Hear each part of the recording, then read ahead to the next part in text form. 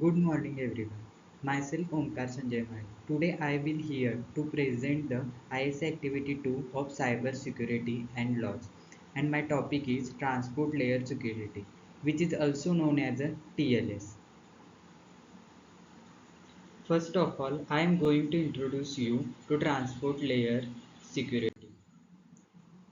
uh, Transport layer security, commonly known as a TLS, which is a fundamental concept in cybersecurity and secure communication. First, let's understand what TLS actually is. TLS is a cryptographic protocol, which means it uses advanced mathematical technique to protect data. Its main purpose is to ensure that any information sent over the internet remains secure and private. Whenever you see a website starting with HTTPS, it means TLS is a beginning used behind the scenes to protect your data.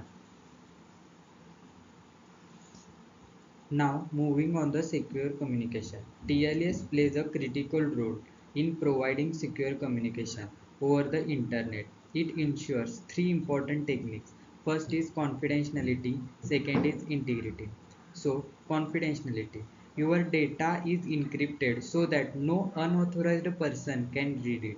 And integrity. The data cannot be altered during transmission.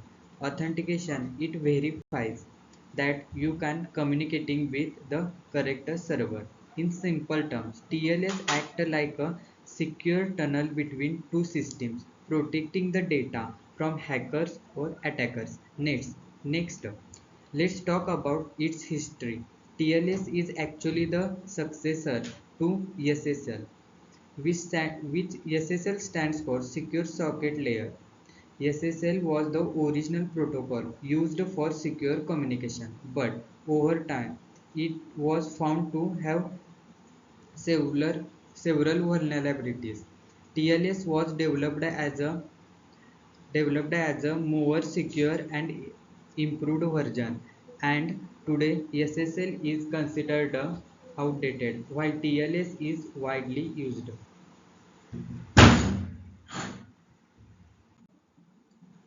Now let us talk about the main objective of TLS, which are the core reasons why this protocol is so important in the cybersecurity. The first objective is confidentiality. Confidentiality means keeping data private and secure from unauthorized access. TLS achieves this by using encryption. So, even if someone encrypts the data while it's being transmitted, they won't be able to read or understand it. For example, when you enter a password on a website, TLS ensures that it cannot be seen by a hacker. The second objective is integrity. Integrity ensures that the data being sent is not altered or tampered with during a transmission. TLS uses mechanisms like hashing and message authentication codes to detect any changes. If even a small part of the data is modified, the system will immediately detect if it rejects the message. The next is authentication. Authentication is about verifying the identity of the communication parties. TLS ensures that you can actually communicating with the correct server and not an attacker. This is done using a digital certificates issued by a trusted authorities. For example, when you visit a secure website, TLS confirms that the website is genuine. And finally, we have a trust. Trust is built from the combination of confidentiality, integrity, and authentication. When all these elements work together, users can feel confident that their communication is safe and reliable. This is especially important in areas like online banking, e-commerce, and securing messaging. Now let us understand the working of the TLS, which is also known as an overview of TLS. First is client request. Clients or suppose that a browser sends request to server. Then second step is digital certificate. Server provides digital certificate. In third stage, certificate verification. This provided digital certificate is verified. Client verifies that certificate from trusted authority. In fourth step, session key generation. Session key is securely generated for show the entire session of that time. Fifth step is encrypted transmission. Data is transcribed in encrypted form. The overall data is transmitted in encrypted form. Working of the TLS is uh,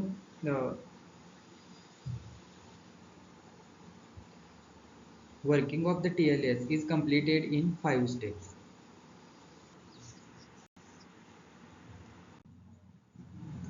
Now let us understand one of the most important part of TLS, which is the TLS handshake process. This process is what establishes a secure connection between a client such as your browser and a server before any actual data is transmitted. The first step is the client says hello. In this step, the client sends a message to the server saying hello. I want to communication securely. It includes important details such as supported TLS versions, list of encryption algorithms, also called as zipper suits, a random number of security purposes. This is basically the client telling the server what it is capable of. Next is the server. Server says hello. Here the server responds by selecting the best security settings from the options provided by the client. It also sends its own random number which will take help in generating secure keys. The third step is the digital certificate. The server sends the digital certificate to the client. This certificate contains the server's public key and is the issued by a trusted certificate authority. The client verifies this certificate to ensure that it is communicating with the legitimate server and not an attacker. After that comes the key exchange process. In this key exchange process, both the client and server exchange information to generate a shared secret key.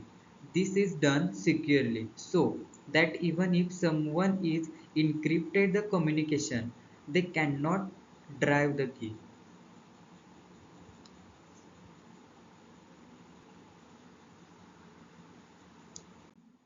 Now, let's move on the cryptographic techniques used in TLS, which are the backbone of the security. Cryptographic technique, it is also known as the backbone of its security.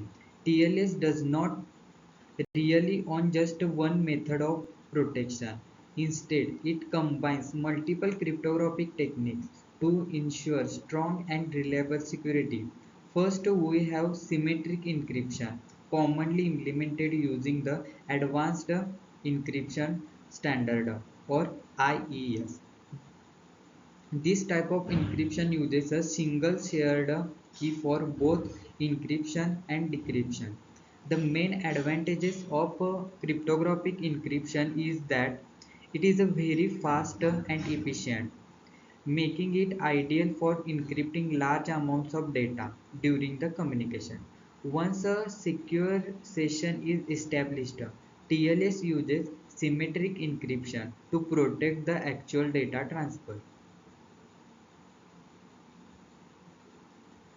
Next, we have a symmetric encryption such as a RSA or ECC. Unlike symmetric encryption, asymmetric encryption uses two keys. First is a public key shared which is shared openly, and second is a private key. It is a it is kept secret. This method is mainly used during the key exchange process. It allows two parties to securely share a symmetric key even over an insecure network. Although it is a slower than symmetric encryption, it is essential for establish a secure connection. Another important technique is hash function, like SHA, secure hash algorithm. Hash functions are used to ensure data integrity. They convert data into a fixed length value called as a hash. If the data is modified in any way, the hash value will be changed. Make it easy to detect temporary.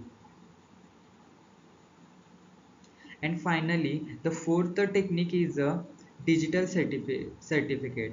These are issued by a trusted organization known as the certificate authorities or CAS. Digital certificate helps verify the identity of a web or a server, ensuring that users are communicating with a legitimate source and are not an attacker.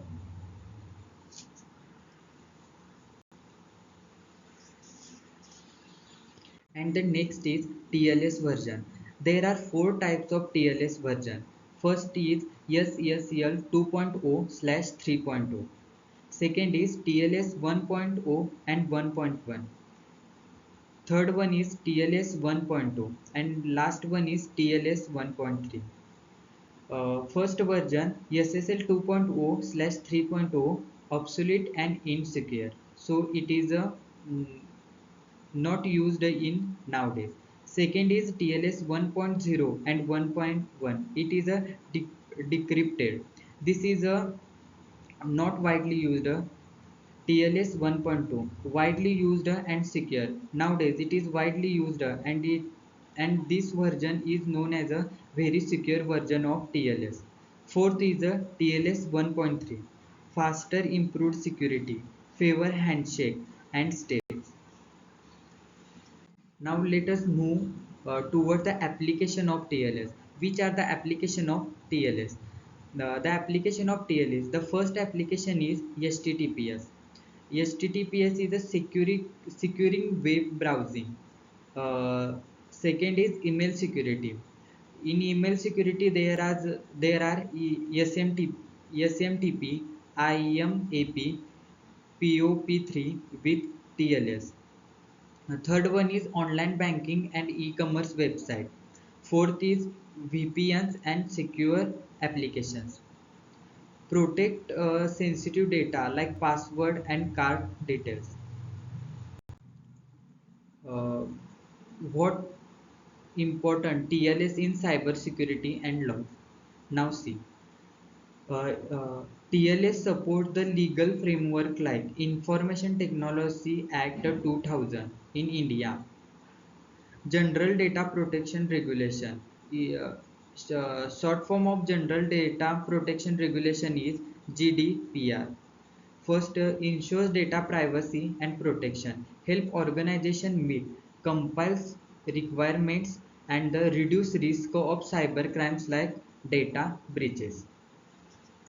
Next is limitation and conclusion. This is the last part of our session. Limitation and conclusion. Limitation. The limitation are first one limitation is improper configuration can lead to vulnerabilities. Second is depends on trusted certificate and authorities cannot prevent phishing or malware attack. Now let us conclusion. Conclusion. TLS is essential for secure online communication, plays a key role in cybersecurity and legal continuous prevents make it more reliable. So thank you.